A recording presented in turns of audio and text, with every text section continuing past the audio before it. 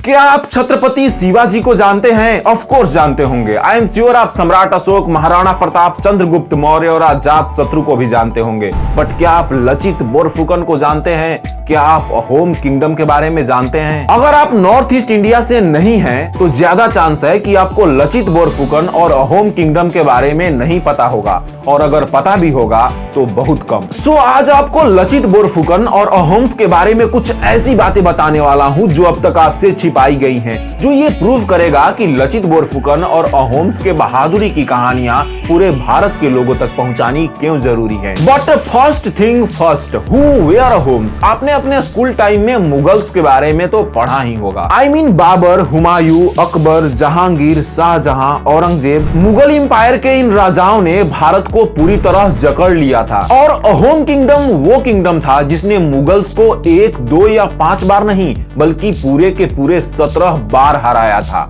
But unfortunately Bharat के ज्यादातर population को इन अहोम्स के बारे में नहीं पता है। अहोम किंगडम ने उस मुगल इंपायर को 17 बार हराया था जो औरंगजेब के समय अपने पीक पर था। मुगल्स का ऑलमोस्ट पूरे के पूरे इंडियन सब कॉन्टिनेंट पर राज था। अहोम किंगडम ने उस मुगल इंपायर को 17 बार हराया जिसकी इकोनॉमी का लोहा पूरी दुनिया मानती थी, जो ग्लोबल जीडीपी में अबाउट 25% मींस 1/4 अकेले कंट्रीब्यूट करती थी। बट अनफॉर्चुनेटली भारत के ज्यादातर पॉपुलेशन को अहोम किंगडम के इन महान योद्धाओं के बारे में नहीं पता है। Ahoms were the longest ruling dynasty of India. Maurya dynasty का शासनकाल अबाउट 136 साल का था। मराठाओं का शासनकाल अबाउट 144 साल का था। मुगलों का शासनकाल अबाउट 331 साल का था। But did you know Ahom kingdom ruled for about 600 years? But unfortunately Bharat के ज्यादातर पॉपुलेशन को इस महान अहोम किंगडम के बारे में नहीं पता है। Ahom kingdom present day Assam के क्षेत्र में फैला था। शुरू में ये मात्र 9000 लोग थे जो प्रेजेंट डे म्यांमार के रास्ते असम आए थे, और धीरे धीरे इन्होंने असम में अपना किंगडम इस्टेब्लिश किया। कुछ लोगों के मन में ये सवाल है कि मुगल्स और अहोम्स में डिफरेंस ही क्या है, जब दोनों ने भारत के बाहर से आकर भारत में किंगडम इस्टेब्लिश करी। दोनों में डिफरेंस ये था कि मुगल्स ने भारत के लोगों के ऊपर अत्याचार किए, अपने ट्रेडिशंस, कल्चर और रिलीजन को भारत के लोगों के ऊपर थोपा, नॉन मुस्लिम्स को जबरदस्ती इस्लाम में कन्वर्ट करी। जबकि अहोम्स ने असम में रह रहे लोगों को अपना समझा, उनके रिलीजन, लैंग्वेज और कल्चर को एक्सेप्ट किया। उनके आने से पहले असम जातियों और जनजातियों में बटा हुआ था। उन्होंने इन जातियों और जनजातियों को एकजुट करी और एक बेहतरीन शासन व्यवस्था की एग्जाम्पल सेट करी। India became a democratic Republic on 26 January 1950। But क्या अगर मैं कहूं कि डेमोक्रेसी की शुरुआत इंडियन सब कॉन्टिनेंट में बहुत पहले ही हो चुकी थी। अहोम किंगडम ऑफिशियली तो एक मोनार्की यानी राजतंत्र था, बट मोनार्की होने के बावजूद अहोम किंगडम में डेमोक्रेटिक वैल्यूज को बहुत ज्यादा इंपॉर्टेंस दी गई थी, जो अहोम किंगडम को उस वक्त यूनिक बनाता था। अहोम किंगडम में राजा के साथ साथ काउंसिल ऑफ मिनिस्टर्स को भी इंपॉर्टेंस दिया गया था।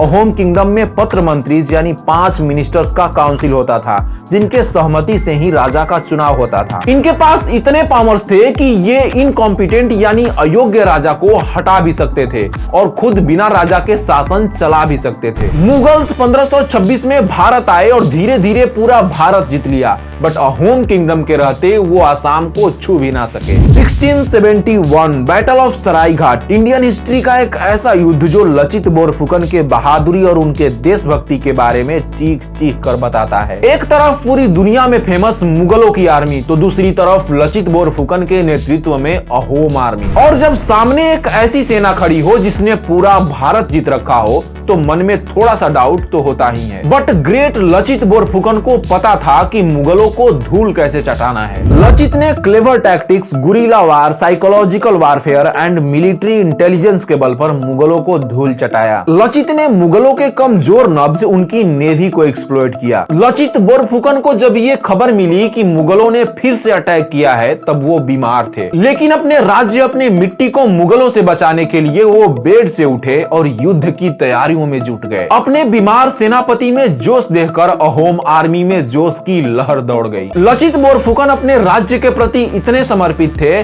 कि उन्होंने अपने सगे अंकल द्वारा किए गए लापरवाही के बदले उनका सर काट दिया था। लचित ने राज्य को सुरक्षित रखने के लिए एक मोटी दीवार बनाने का ऑर्डर दिया, जिसे एक रात में ही कंप्लीट करना था और इसकी जिम्मेदारी उन्होंने अपने अंकल को दी। बट रात को जब लचित काम का इंस्पेक्शन करने पहुंचे तो काम बंद था और मजदूर सो रहे थे। उन्होंने अपने अंकल को बुलाया और राज्य के सुरक्षा के प्रति इस लापरवाही के लिए उनका सर काट दिया। लचित राज्य के सुरक्षा से कोई कंप्रोमाइज नहीं चाहते थे। लचित ने कहा, my uncle is not greater than my country. Lachit ने बैटल ऑफ सराय घाट की लड़ाई जीती भी और आसाम के लोगों को सुरक्षित भी रखा। लचित ने अपने लाइफ में सिर्फ एक जंग हारी और वो जंग लचित और मौत के बीच थी। लचित को रणभूमि में तो कोई छू न सका, बट बैटल ऑफ सराय घाट जीतने के एक साल बाद लचित बोरफुकन की मौत हो गई। ये अनफॉर्चुनेट है कि इस महान हीरो की कहानी सिर्फ आसाम और नॉर्थ ईस्ट इंडिया के लोगों तक सीमित है। मुझे लगता है बाबर, हुमायूं और औरंगजेब जैसे लुटेरों की कहानियां तो भारत के बच्चों को पढ़ाई गई हैं,